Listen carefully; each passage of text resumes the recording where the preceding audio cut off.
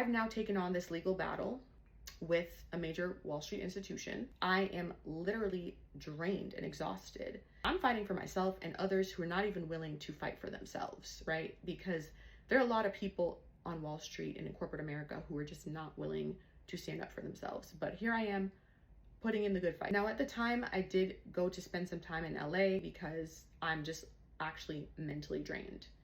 And it was good because I think it was like a different type of isolation. But at the same time, my soon-to-be ex-husband used this opportunity to really weasel himself back in as a source of support for me. He would fly in from Florida, spend some weekends in LA with me. He was really just like this great source of support for me and convinced me to get back together with him. And I was like, honestly, like, he gets it. He understands what I'm going through, you know? And at this point, this man knows me well. He knows my family dynamics. He knows my triggers. He knows a lot about me, right? So he knows exactly what to say to get back in my life. Now he starts talking about getting a ring and getting engaged somewhere around, I want to say May or June of 2023. Truth be told, I should not have gotten engaged in the mental state that I was in 2023 because I was so drained by this battle. I was so exhausted for having to fight for what was clearly like standard. Like the fact that I'm fighting for equal pay for Black people in 2023, it was just mind-boggling. You know what I'm saying? And just the back and forth with the legal situation, I was exhausted.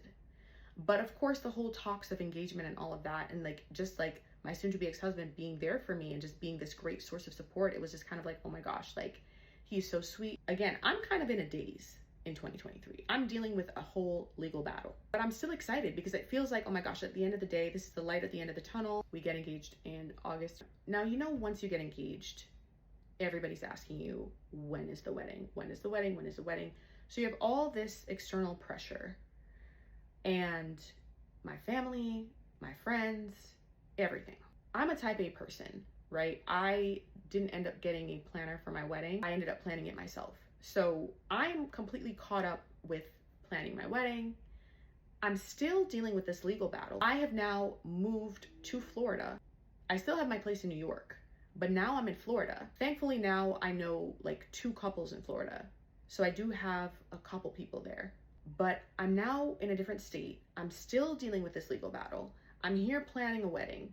I'm also transitioning careers, right? Because when you go up against a firm in Wall Street, like best of luck if you think you're gonna have a career in Wall Street after that. But also that experience left such a bitter taste in my mouth that I decided that I didn't want to work on Wall Street anymore. So I'd made my mind up that I was done with the industry. Now this legal battle, I'm not done with it until roughly February of 2024. And I also want to provide the context that I wanted to take this to litigation because the evidence was all there, the wrongdoing was there, and it would have been a case that would have really changed a lot of things for the industry and people underpaying Black people in the industry. But my soon-to-be ex-husband was a big advocate for me settling because he was like, you know what? I've seen how drained you've been. I've seen how exhausted you've been, and, you know, just prioritize your peace and move forward. In retrospect, right, he just wanted me to, you know, get paid quickly and just move along. That's what he wanted me to do. If it were up to me, I probably would have litigated, and my lawyers were ready and willing to litigate. Now, one thing to note is even before we got engaged, this is before premarital counseling, we had gone through this book where we were just kind of like figuring out like, what do we want out of life? Does this all make sense? Does it make sense to get married? For example, one of those questions in that book was like, okay, how many kids do you want? And I remember saying, okay, like I want 2 to 3 kids. And he was like, oh yeah, I want 2 to 3 kids.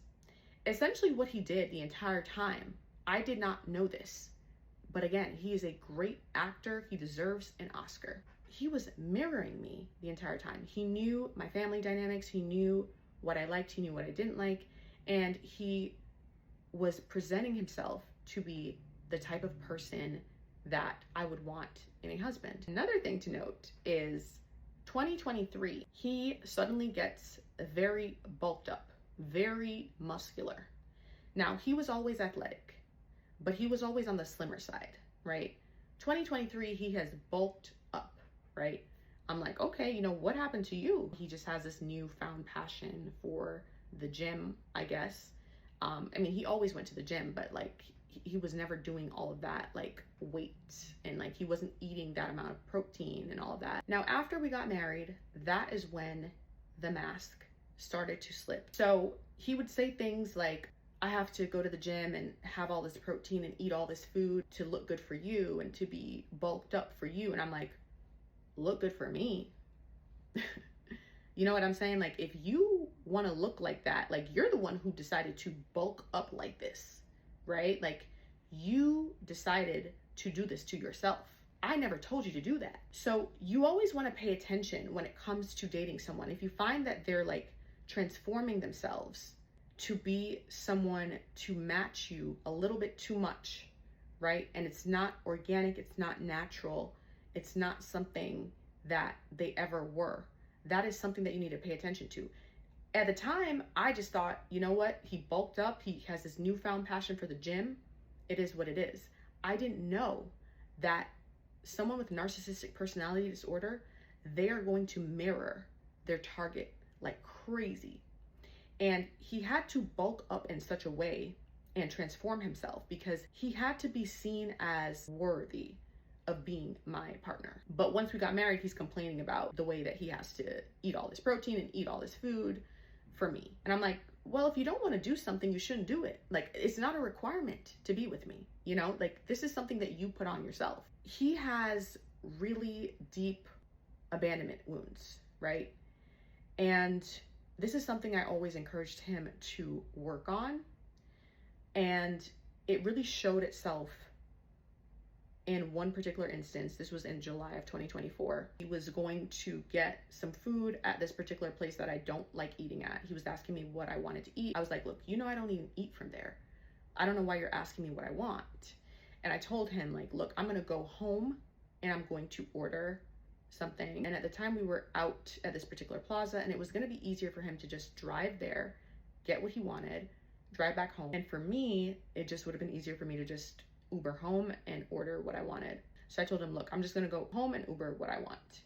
So I got out of the car and I was about to call my Uber on my phone. I kid you not, this man drives in front of me, wrestles my phone out of my hand with such force, so angrily that like I'm pushed, and he drives off in the parking lot. He makes a loop in the parking lot, actually, like a lunatic in anger.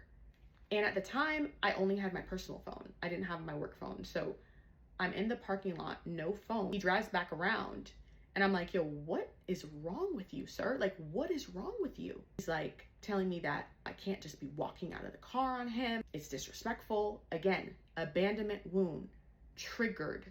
That was the first, like, I've never seen him like that before. Narcissists, a lot of them have an abandonment wound. When I'm trying to address this with him and I'm trying to get him to take accountability, he's talking about the fact that he's doing all this stuff for my birthday. And I'm like, what does my birthday have to do with anything?